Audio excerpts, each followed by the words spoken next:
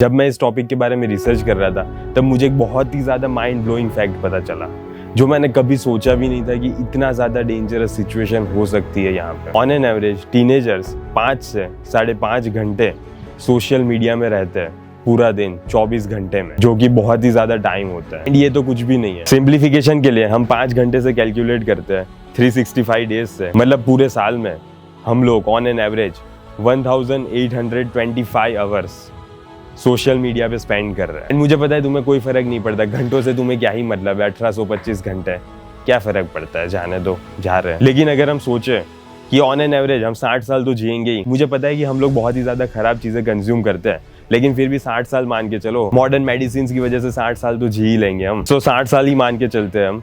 And ये सारे घंटों को भी लेकर चलो, ठीक है। तुम अगर ऐसे ही 5 घंटे पूरी जिंदगी भर 60 साल तक यूज करते रहे तो ऑन एन एवरेज टोटल हो जाएंगे हमारे 12.5 साल। हम हमारी पूरी 60 ईयर्स की लाइफ स्पान में 12.5 साल ऐसे ही चूतियों की तरह स्क्रॉलिंग करते करते ही निकालने वाले हैं। एंड मेन चीज तो ये है कि ये यहीं पे खत्म नहीं होता, इसके साथ साथ ये हमें और भी ज्यादा बेनिफिट्स, मतलब नेगेटिव बेनिफिट्स दे रही है, जैसे कि हमारी मेंटल हेल्थ का खराब होना, हमारी रिलेशनशिप्स में भी बिगड़ना एंड लाइफ में कुछ भी ना कर पाना।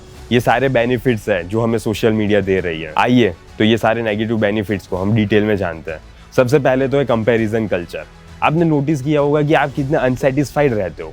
साला सब लोग बाहर ही घूम रहे हैं और हम ही यहाँ चूतियों की तरह घर पे बैठे हैं। ये यहाँ पे मॉरिशस में है, ये यहाँ पे हनीमून में बाली में है, ये यहाँ पे अंडमान निकोबार में घूम रहा है एंड मैं यहाँ पे बैठा हूँ घर पे। अगर आपने भी ये सोचा होगा तो वेलकम टू द टीम, क्योंकि यही है कंपैरिजन कल्चर जिसकी वजह से हम डिससैटिस्फाइड एंड डिप्रेस्ड रहते हैं। सोशल मीडिया पे हर कोई अपनी best of the best life ही दिखाने वाला है। कोई भी ऐसा नहीं दिखाने वाला कि देखो मुझे यहाँ पे पिंपल हो गया है, कोई भी आपको सोशल मीडिया पे ऐसा नहीं दिखाने वाला। लेकिन फिर भी हम वो उसकी बेस्ट लाइफ को हमारी वर्स्ट लाइफ से कंपेयर करेंगे एंड फिर ऐसे ही घूमेंगे, अरे वेंचुट क्या जिंदगी है, यही करना है हमें से। फिर second benefit, addiction and distraction. मुझे आज भी याद है जब मैंने बहुत टाइम बाद बुक पढ़ना स्टार्ट किया था तब मैं 2 मिनट के लिए भी बैठ नहीं पाता था। अभी तो मैं सोच रहा हूँ कि आधा घंटा हो गया होगा, इतना ज्यादा पढ़ लिया मैंने, और देखूंगा तो सिर्फ 5 मिनट हुई है। फोकस करने की मेरे पास कैपेसिटी ही नहीं थी। 2 लाइन पढ़ूंगा एंड भूल गया क्या पढ़ा था मैंने, फिर वापस वो 2 लाइन पढ़ो, फिर वापस आओगे 4-5 लाइन पढ़ोगे, फिर वापस कहीं अपनी ही दुनिया में खो गए एंड ऐसे ही फिर वापस करो। इन सबके सीईओ ने बिलियंस ऑफ डॉलर्स यूज किए हैं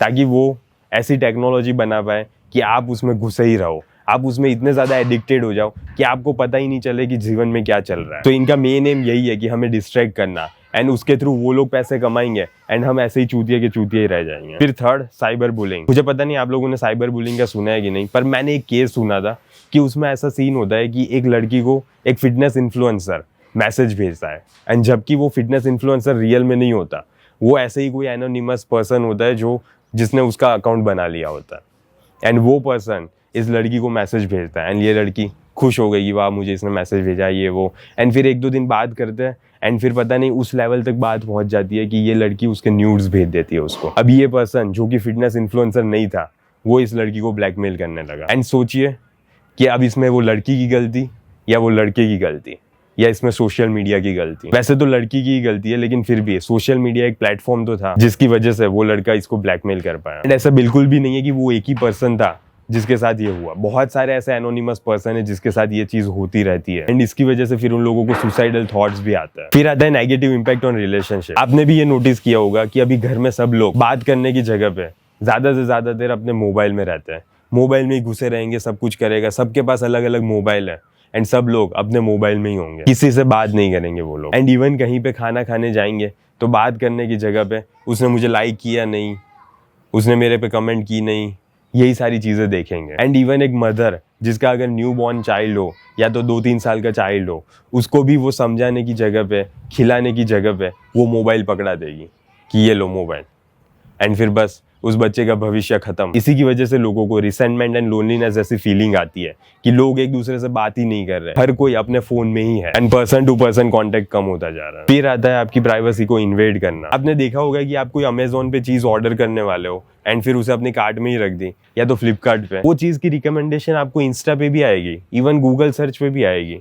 इवन फेसबुक पे भी आएगी, सारी जगह पे आपको उस चीज की नोटिफिकेशन आएगी। पता है ये सारी चीजें क्यों हो रही है? क्योंकि जब भी आप कोई एप्लीकेशन इंस्टॉल कर रहे हो तब स्टार्टिंग में आप अलाउ कर रहे हो ना, उसी की वजह से आपके डेटा को एक जगह से दूसरी जगह ट्रांसफर कर देता है एंड इससे उनको बहुत ज्यादा प्रॉफिट होता है। वो आपको कोई भी चीज लेने को मजबूर कर ही देंगे। आपने सोचा होगा सिर्फ अभी अमेजोन के कार्ट पे रख देता हूँ, बाद में लूंगा थोड़े टाइम बाद, लेकिन आपको इतनी जगह पे उसकी एडवर्टाइजमेंट आएगी कि फिर आप फाइनली सोचोगे कि ले ही लेता हूँ। इसकी वजह से मेनली आपका कोई भी डेटा सिक्योर नहीं है। सो ये तो सारे हो गए सोशल मीडिया के बेनिफिट्स, लेकिन अब हम देखेंगे कि इन सारी चीजों को कैसे मिनिमाइज करें। एंड हम लोग इस चीज को एक दिन में तो मिनिमाइज नहीं कर पाएंगे, इसको डे बाय डे मिनिमाइज करना है, लेकिन आपको कॉन्शियसली अवेयर रहना है कि हाँ ये सारी चीजें अच्छी नहीं है एंड मुझे धीरे धीरे इसे कम करना है।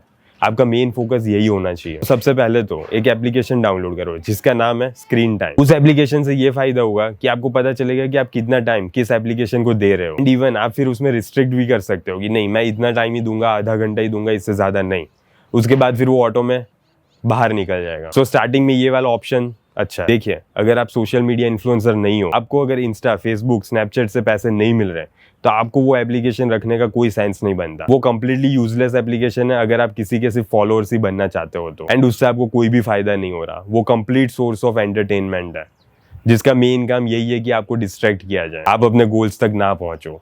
उनका मेन पर्पस यही है। सो वो एप्लीकेशन डाउनलोडेड रखने का कोई मतलब नहीं बनता। लेकिन फिर भी अगर आपको डाउनलोड रखना है, आप में इतनी ज्यादा करेज नहीं है कि आप उस एप्लीकेशन को डिलीट कर सको, तो सिर्फ एक काम कर लीजिए, किसी भी अननोन पर्सन को फॉलो मत कीजिए। फिर चाहे वो कोई भी इन्फ्लुएंसर हो, किसी भी इन्फ्लुएंसर को फॉलो करने की जरूरत नहीं है। वो पर्सन को आपको फॉलो ही नहीं करना है जिस पर्सन का आपके पास मोबाइल नंबर ना हो।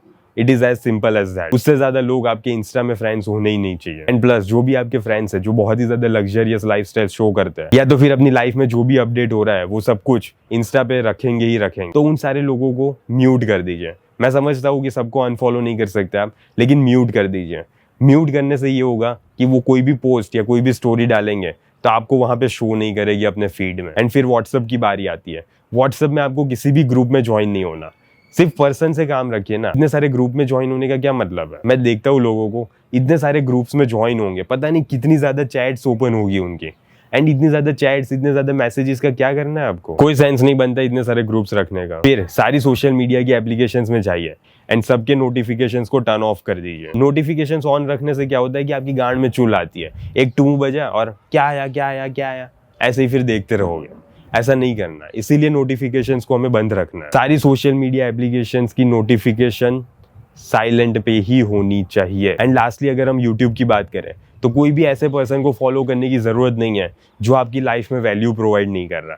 अगर आपको लग रहा है कि मैं भी वैल्यू प्रोवाइड नहीं कर रहा तो मुझे भी अनसब्सक्राइब कर दीजिए। लेकिन ऐसे लोगों को फॉलो करने का कोई मतलब नहीं बनता जो आपकी लाइफ में वैल्यू नहीं प्रोवाइड कर रहा है। तो मैं आशा करता हूँ कि ये 5-5.5 घंटे जो आप on an average daily social media पे स्पेंड कर रहे हो वो अब से रिड्यूस करोगे। एंड जितना टाइम आप अपने सोशल मीडिया के टाइम में से रिड्यूस करते जा रहे हो, उतना टाइम आप उस चीज पे फोकस कीजिए जो आपके लिए मैटर करती है एंड अपना एक अच्छा बेटर वर्जन क्रिएट कीजिए। सो अगर आपको वीडियो अच्छा लगा होगा तो लाइक एंड सब्सक्राइब कर दीजिएगा, इससे मुझे मोटिवेशन मिलेगा एंड मैं अच्छे वीडियोस बना पाऊंगा।